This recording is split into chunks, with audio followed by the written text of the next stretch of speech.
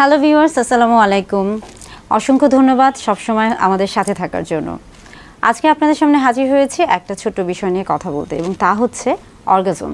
Orgasm শব্দটার সাথে কম বেশি আমরা অনেকেই পরিচিত, আবার অনেকেই এই শব্দটি শুনে থাকলেও অনেকে এটা নিয়ে জানি না যে আসলে কি অর্গাজম বলতে কি বোঝায় বা অর্গাজম কিভাবে হয়।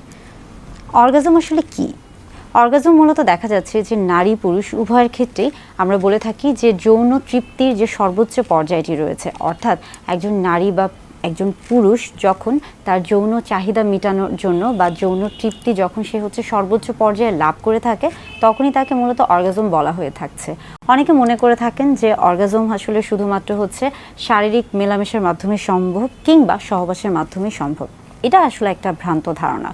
অর্গাজম আসলে দেখা যায় যে আপনি মানসিকভাবে হোক বা শারীরিকভাবেই হোক না কেন, অর্গাজমের যে বিষয়টি সেটি মূলত আপনার যৌন তৃপ্তি বা যৌন চাহিদার যে যৌন তৃপ্তির যে সর্বোচ্চ পর্যায়ে রয়েছে, অর্থাৎ আমরা বলে থাকি যে যৌন সুখের যে বিষয়টি রয়েছে সেটি যখন সবচেয়ে বেশি মাত্রায় যখন একজন সেটা স্বাদ গ্রহণ করতে পারে, তখনই সেটাকে কিন্তু অর্গাজম বলা হয়ে থাকে। এটা এমন না যে এটার জন্য অবশ্যই আপনাকে শারীরিক সম্পর্কে জড়াতে হবে, অর্থাৎ আপনাকে এটার জন্য এমন না যে সবসময় সহবাসী করতে হবে, কিংবা আমরা বলে থাকি যে পেনিট্রেশনের যে ব্যাপারটা রয়েছে, যে অর্থাৎ যৌনই পথে পুরুষাঙ্গের যে প্রবেশ, এটা যে সবসময় এভাবেই যে অর্গাজম হবে বিষয়টা তা না। এটা অনেকটা কিন্তু আপনার মানসিক স্বাস্থ্যের উপর যেমন সম্পৃক্ত, তেমনি পাশাপাশি সেটার সাথে শারীরিক স্বাস্থ্যের সাথেও সম্পৃক্ত, অর্থাৎ এটা পুরো বিষয়টি কিন্তু মানসিক এবং শারীরিক স্বাস্থ্যের উপর বা আপনার স্বাস্থ্যগত দিকের সাথে সম্পৃক্ত। এখন আসি একজন নারী এবং পুরুষের ক্ষেত্রে অর্গাজমটা কিভাবে হয়ে থাকে। দেখা যায় যে বিশেষ করে পুরুষদের ক্ষেত্রে অর্গাজমটা কিছুটা অনেকে মনে করে থাকেন যে অনেকটা সহজ হয়ে থাকে বা দ্রুত হয়ে থাকে, আর নারীদের ক্ষেত্রে এই বিষয়টি কিছুটা সময় বা কিছুটা আমরা বলে থাকি জটিল প্রক্রিয়াতে হয়ে থাকে।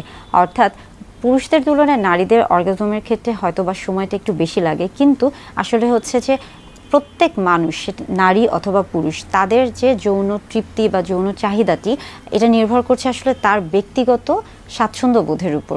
এক একজন এক একভাবে তার অর্গাজমকে অনুভব করে থাকে, বা এক একজন এক একভাবে অর্গাজমের যে স্বাদটা আছে সেটা পেয়ে থাকে। দেখা যাচ্ছে অনেকেই শুধুমাত্র লিপ কিসিং এর মাধ্যমে অর্গাজমের যে স্বাদ রয়েছে সেটাকে গ্রহণ করে থাকে। আবার অনেকের ক্ষেত্রে দেখা যাচ্ছে যে তার ক্ষেত্রে অবশ্যই শারীরিক একটা সম্পর্কের বিষয় কাজ করে থাকে, অর্থাৎ আমরা বলে থাকি যে যৌন উত্তেজনামূলক যে আমাদের শরীরের বিভিন্ন অংশ যে রয়েছে, এবং সেখানে যে যৌন উত্তেজনামূলক যে অংশগুলো, বিশেষ করে আমরা বলে থাকি যে ঠোঁটের ক্ষেত্রে বা হাতের ক্ষেত্রে বা শরীরের বিভিন্ন রকমের যে নরম স্পর্শগুলো রয়েছে, এই সবগুলোই কিন্তু অর্গাজমের ক্ষেত্রে এক এক ধরনের নিয়ামক হিসেবে কাজ করে থাকে, এবং এটা কিন্তু ব্যক্তি ক্ষেত্রে আলাদা। অর্গাজমের ক্ষেত্রে মূলত দেখা যাচ্ছে যে অনেকের ক্ষেত্রে কিন্তু পেনিট্রেশনের চেয়ে সবচেয়ে বেশি গুরুত্বপূর্ণ ফোরপ্লে।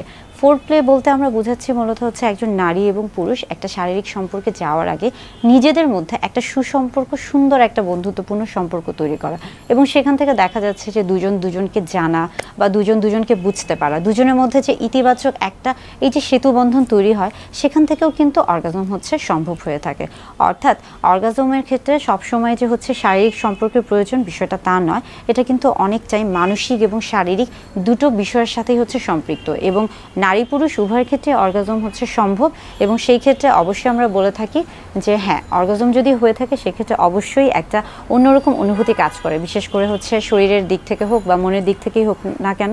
দেখা যাচ্ছে যে অর্গাজমের পরে মানসিকভাবে একজন খুব স্বাচ্ছন্দ্য বোধ করে, এবং আরেকজনের ক্ষেত্রেও দেখা যাচ্ছে যে সেও স্বাচ্ছন্দ্য বোধ করছে, কিংবা বিভিন্ন রকমের শারীরিক দুশ্চিন্তা বা বিভিন্ন রকমের অস্বস্তি, এই যে ভাবগুলো থাকে, এই জিনিসটাও কিন্তু অনেক সময় অর্গাজমের মাধ্যমে দূর হয়ে যায়।